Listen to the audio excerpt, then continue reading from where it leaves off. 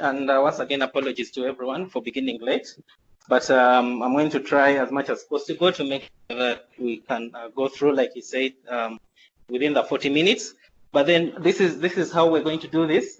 Since it's a learning lab, it's not going to be like a lecture and then you ask questions and answers. But like he said, we have the comment box.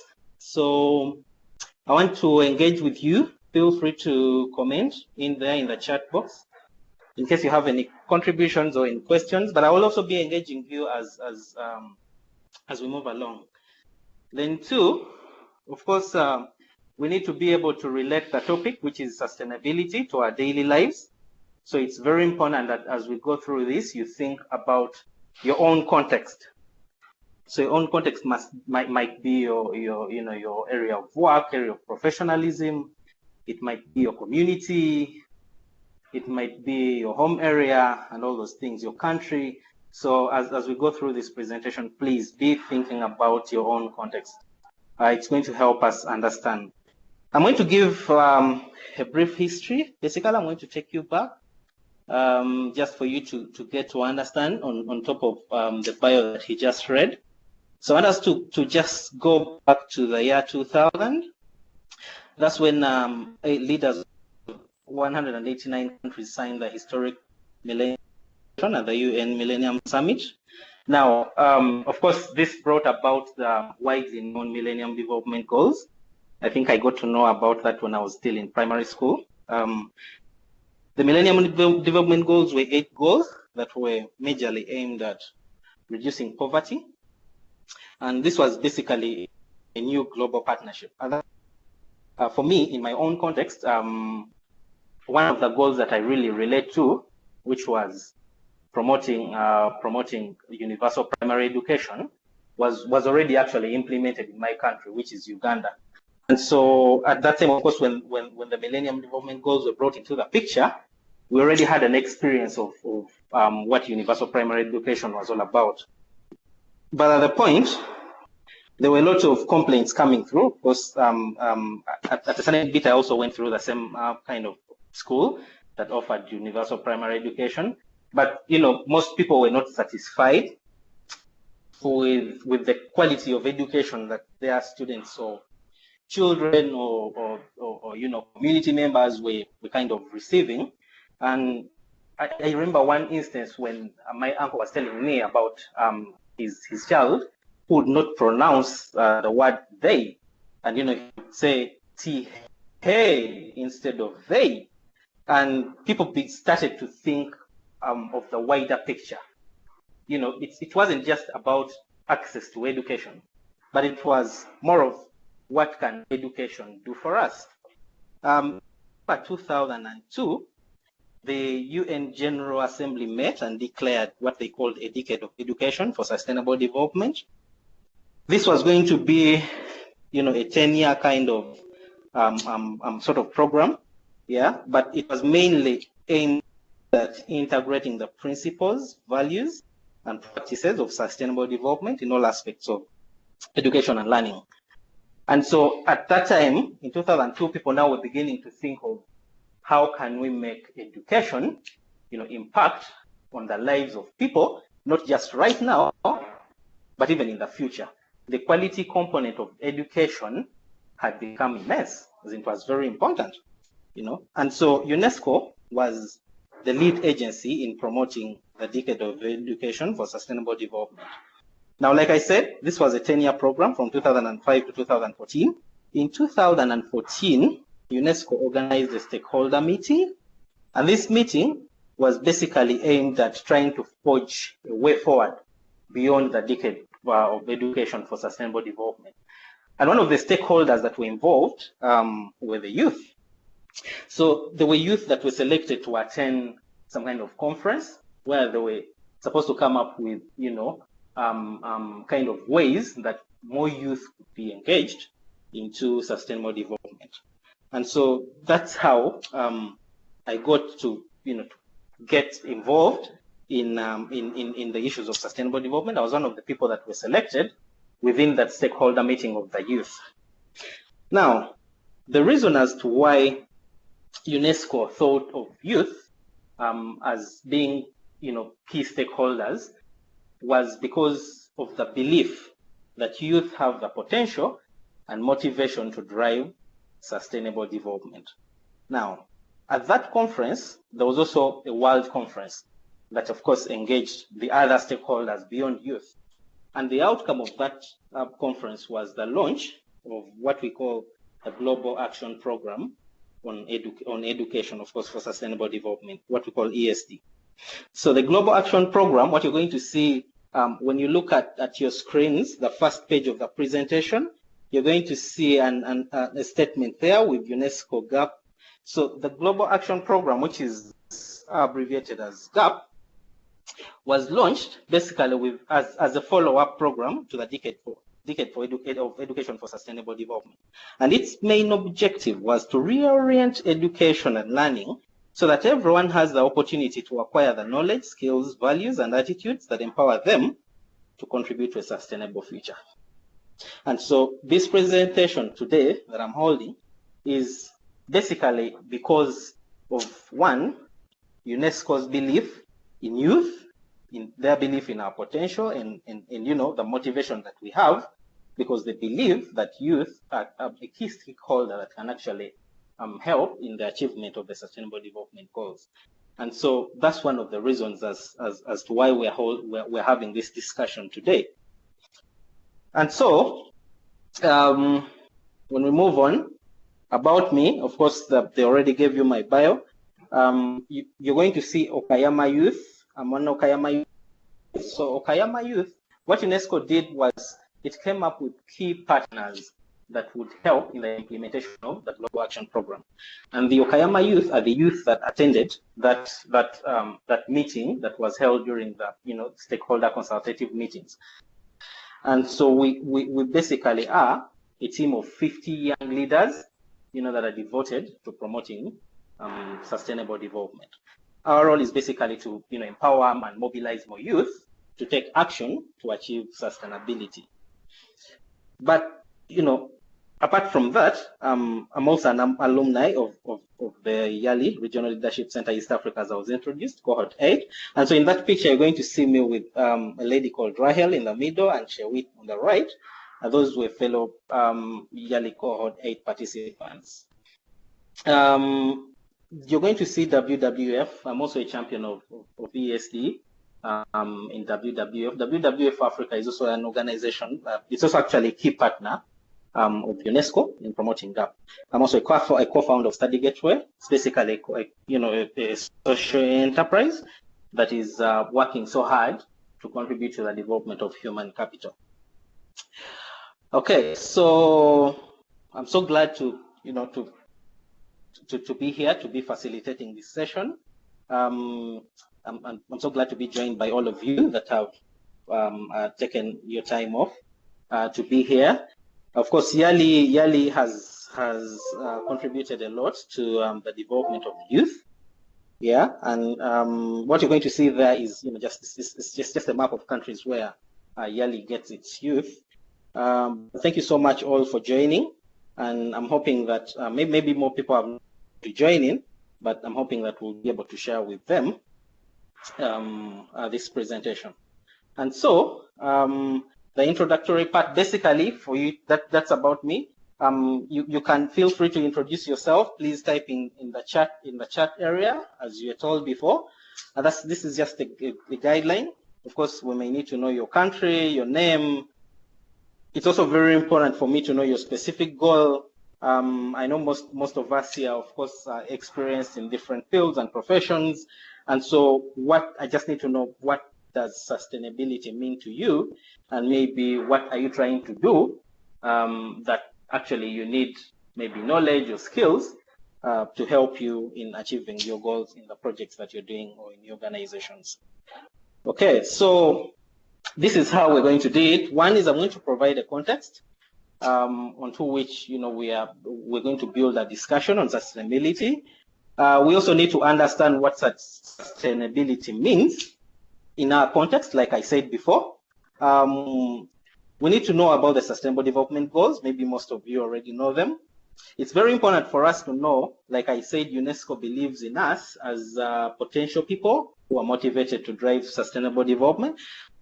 So it's very important for us to know what is our role. What exactly can we do, to push or to drive sustainable development in our communities? And then it's also important for us to know the challenges that we may face ahead of us, and the opportunities that are available for us as youth to engage in sustainability. So in your chat areas, in the chat box, I just want you to think of, like I said, your community or your profession, where you live, or even right now. I just want to know what do you see? And what you see, of course, might be positive or might be negative, but what exactly do you find you? Okay, so I can see people joining in. Please feel free to type, but I'm just going to show you a picture of what I see. When you look at your screens, that's an area, of course, in Kampala, Uganda, where I live. That's a place where I pass every day, a place that is next to my office. And so every day I pass there, sometimes when I look back to a few years, I have noticed that there are a lot of changes that have happened, and maybe most of us, I believe, I think can testify that there are a lot of changes that have happened in your areas, in your communities. And so we look at most of these changes as developments. We see high buildings coming up every day. We see people opening up shops. We see malls coming up. And so just to be sure, I hope everyone can be able to see my screen. I'm just trying to look at the chat area. There's a slide that has the heading as human creativity. I just want to be sure that everyone is able to see it. Can I just get some typing in there if you can see it? Hope we're seeing the same screen. Can you see it? Kenneth, can you see it? Okay. Still page 1. Actually, I'm on page the one that has human creativity. It must be like 7. Must be page 7. Yeah, page 7. Can we? Oh, okay. Paul, are you still seeing page 1? Okay. So I'm just waiting just to make sure that we are all seeing the same page. Can everyone see page 7? Okay.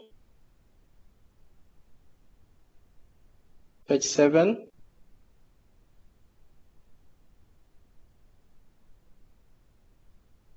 Can we all see page 7?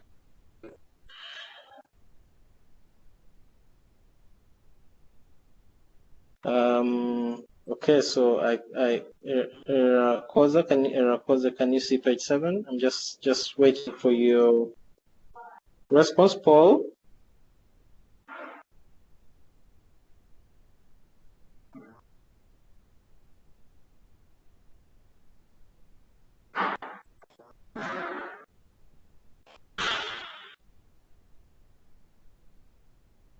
Okay.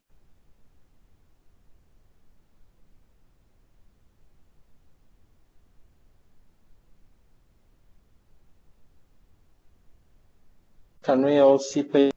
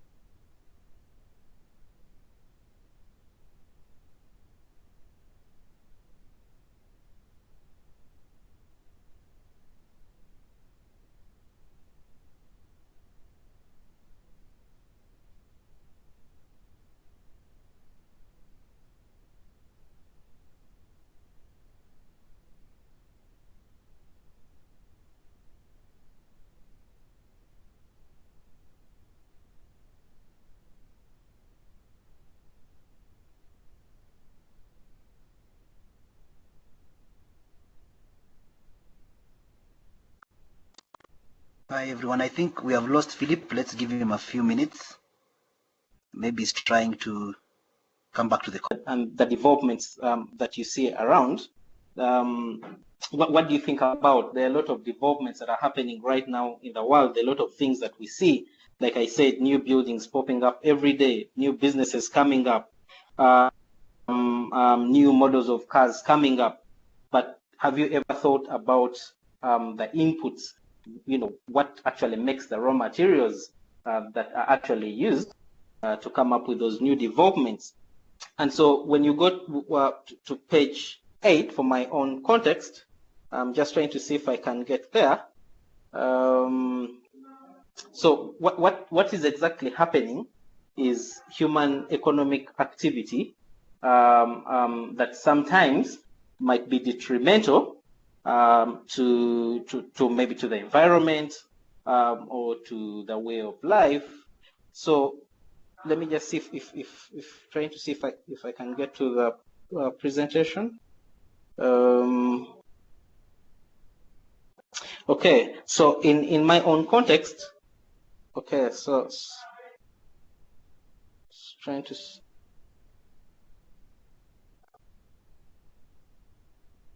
Philip, I can move for you the slides. Just tell me the page. You're so moving? That Okay, so all right. So just much for those spelling. Okay, so page 8. Are you on page 8? Human economic activity. Okay, so I'm going to give an example in my own context that of something I've seen while growing up. I've seen, of course, people cook. We've cooked food at home, and of course, the basic kind of or nature of fuel that we used since childhood was firewood, and of course, we would get the firewood from the nearby forests around by cutting trees. But some of these big developments that are happening currently actually consume even a lot more than we consume while cooking. And so at the end of the day on page 8, you're going to see large logs of trees that are being cut. And to just give you my own context, what happens is our Ministry of Energy says close to 100% of rural households and 98% of urban households depend on firewood and charcoal to cook and heat. And out of the 44 million tons of wood that are demanded for firewood and charcoal every year, our wood stock for the whole nation, which is estimated at 286,000 million tons, can only supply 26 million tons every year. Means that we are leaving a deficit of 18 million tons every year. So that deficit, where does it come from? I need you to ask yourself. This same thing or this same scenario is also happening in other kind of resources. Here I've just talked about wood, but there are many other inputs, like I said, raw materials. So when you go to page 9, now page 9 gives you some kind of global context. What I've just said is happening in Uganda, but what is happening on the global scale? Yeah, so there is okay, so there's what we call the global footprint network. The global footprint network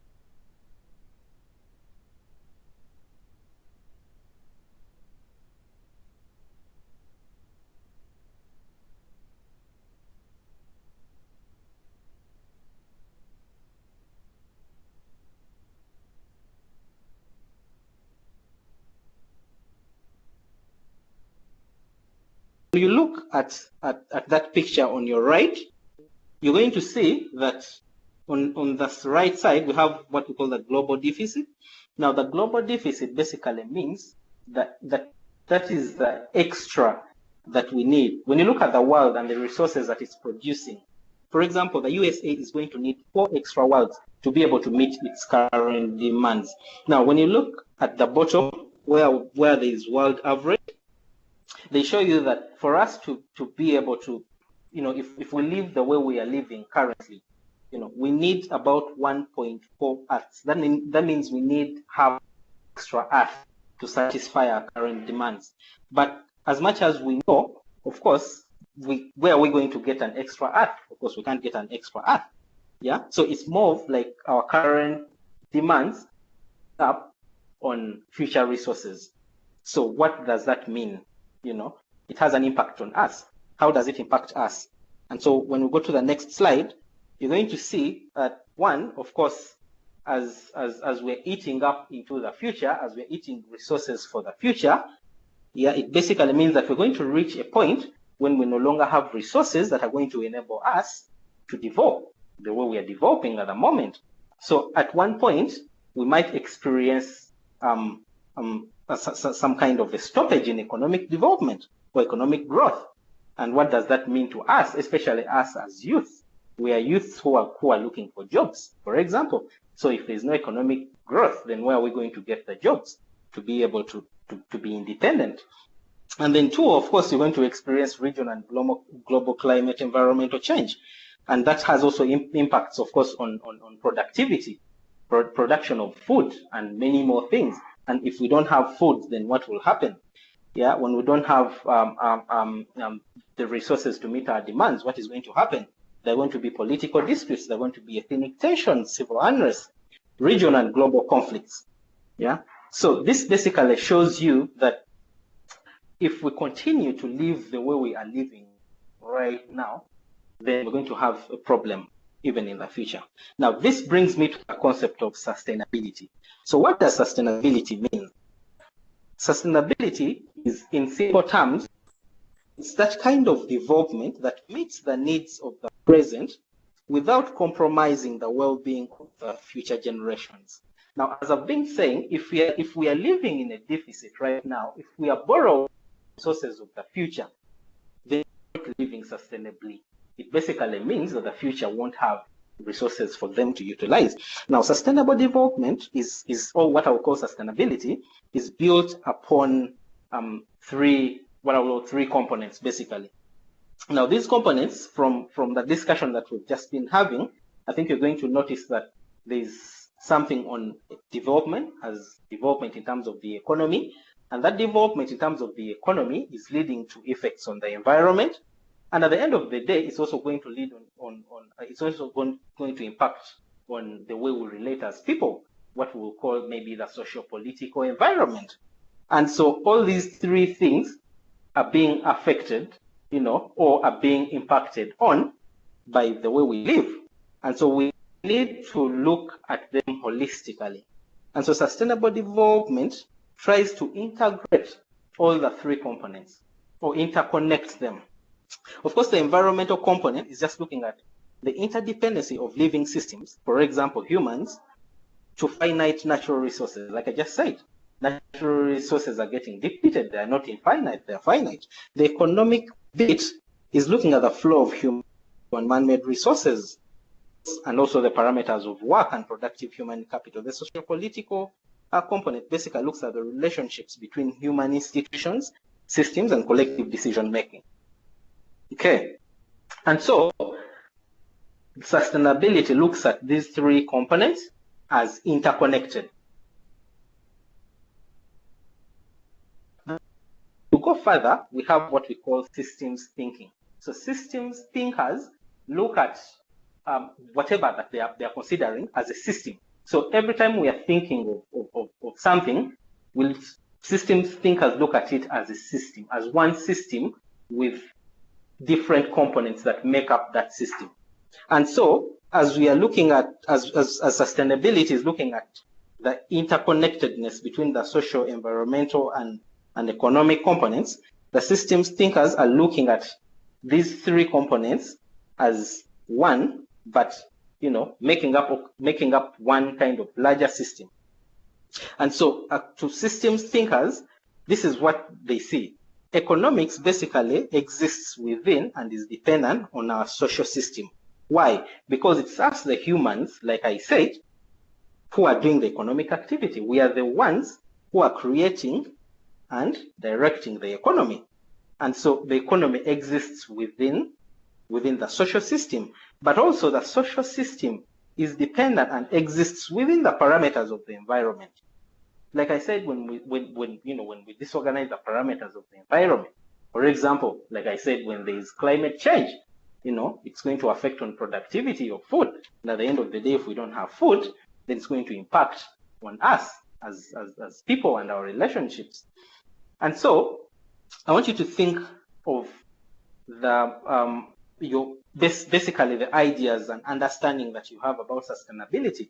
We don't have much time right now. I would have loved to get to hear about what everyone thinks about sustainability, but just think about it. How would you define sustainability in your own understanding and ideas? But I just hope that the explanations that I've given actually have helped you get to understand better what sustainability means. And so I'm going to move on to sustainable development goals. Okay, so in response to the imminent necessity of sustainability, like I said, and the unsustainable kind of practices that we have at the moment, the UN, there was what they call the United Nations Sustainable Development Summit, which was held in 2015. It created the Sustainable Development Agenda for the next 15 years. And that is what we call the Sustainable Development Goals. Now, those goals are focusing on ending poverty, protecting the planet, and ensuring prosperity. And so if you're able to view page 14 on my presentation, you're going to see the different 17 Sustainable Development Goals. But in short, for us to be able to achieve those goals, then everyone needs to do their part. Governments need to do their part, the private sector needs to do their part, civil society needs to do their part, and even individuals. Now, what about we, the youth? Like I said before, UNESCO believes in us, the youth, because of our potential, our creativity, our zeal to drive sustainable development. So, what's our role as the youth? How can we drive sustainable development in our communities and in our countries? One, in general, youth are viewed as change agents. We are actually change agents. Change agents basically meaning that in whatever that we are doing, we can voice out these things, to see to it that, sustainable development is achieved. But also, youth need to be engaged in improving governance. So as youth, we need to engage ourselves in governance. We need to be that voice, or we need to have a voice in decision making. That's what it basically means in governance. So most times as youth, we shy away, for example, from politics. I have friends that shy away from politics. They even don't want to talk about anything to do with politics.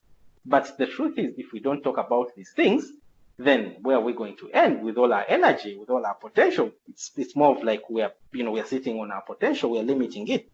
Then two, livelihoods and career building. So we need to build careers in all sectors, in all the different sectors. We need to build careers that are going to help play a productive role to ensure sustainability in those sectors. And how do we do that? How do we get into those different sectors as youth? Of course, one is we need to ensure that we have the requirements to be able to get into the different sectors, the private sector, the governments, and all those other sectors that you might think of. And so we need to be strategic, get into those sectors and be youth and be change agents, like I mentioned before. That's our role. The other thing is we also need to build knowledge and skills. Yeah, youth are creative and they're usually open to change, and youths, of course, like I said, we have the energy, we have the enthusiasm. So how can we manipulate those kind of potentials that we have to make sure that we are change agents? What we need to do is we need to make sure that we utilize them in a way that is going to enable us to take action towards the 3 pillars of sustainability that I said. We need to take action towards, environmental, social, and economic productivity. So we need to have those skills. We need to have the knowledge that is going to help us take action in those 3 pillars of sustainability. But of course, there are challenges. Yeah, there are challenges that await us as youth in terms of engaging in sustainability. One of them, is youth are commonly perceived as a problem rather than as a valuable resource. Most times or sometimes, youth are looked at as violent people. Yeah, and that's a challenge. You go you'll go somewhere, you have your proposal, you'll go to an office, or you'll try to come up with whatever initiative or cause that you're trying to drive something, and people will look at you as a problem rather than as a resource. Communication barriers. At certain points we are transitioning from one stage to another, and it's not very easy for us to communicate in a way that is expected. So that becomes a barrier for us to engage. There's a desire for instant gratification. Most of us as youth want to, get things quickly. And so at the end of the day, we don't think of long-term goals. We don't set long-term objectives. And that's a big challenge, because in most cases, engaging in such initiatives might be projects like, for example, that are not going to yield immediately results. So with a kind of mindset for instant gratification, of course, you can never be able to achieve your objectives. Then lack of skill and experience, poor self-esteem. Sometimes as youth, we don't see ourselves as people that can come out in the community and do great things. But sometimes we also come from disadvantaged social environments that actually limit our potential to do things. Sometimes we have inadequate resources.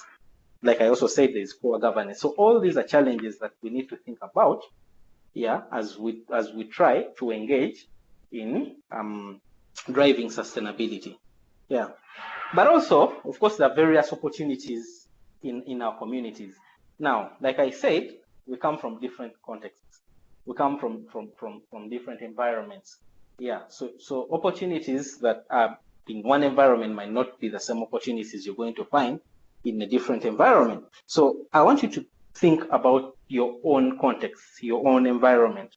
What are those opportunities that you see, that you think will help you engage, in driving sustainability?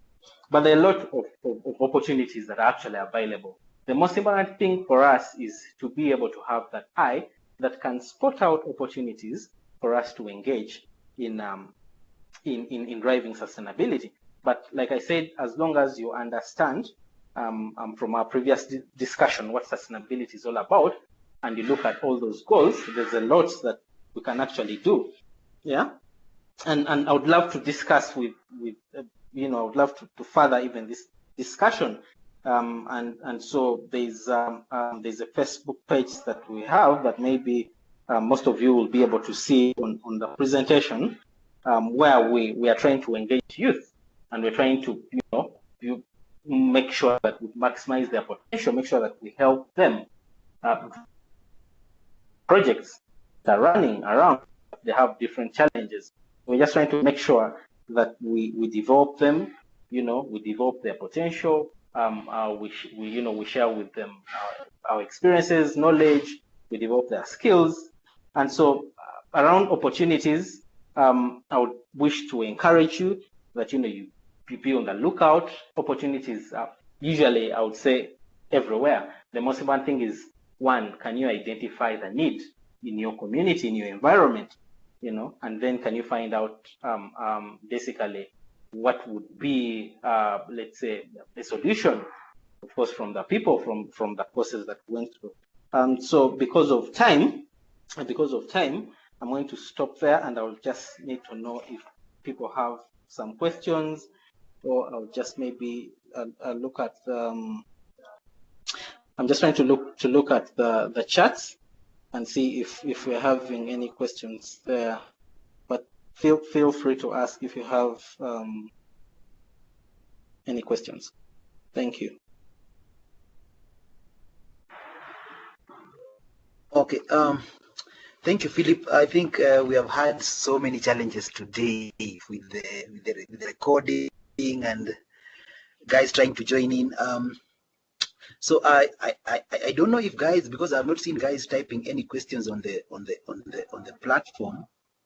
I suspect many of them have had challenges joining in the call. So what I suggest is that we will stop here for now. Then what we'll do is that we are going to send this recording to everyone, and we'll upload it on Uconnect. Then we will ask guys who have any questions after listening to the recording to write directly to you. Is that okay, Philip? Yes, that is very okay. Tembile, is that okay? We share this presentation with the other alumni. Then whoever has a question can write directly to Philip. Not a problem. Yes, because I think I must say we have had serious challenges with the system and the recording itself. So Philip, I think on behalf of the guys who are on, I want to say thank you so much for taking your time. I know it's a beautiful presentation. It's only that we have had the technical challenges here and there, but I will ensure that this recording is shared with all the alumni. Then whoever wants to get to know more about sustainable development goals, they can reach out to you directly. And if we get many requests for for us to reschedule again this recording, I'll let you know. Then maybe you can reschedule it maybe for next month. But this will be based on the responses that I will get. Is that okay? Yeah, that is very okay. Thank you so much for the support. Okay.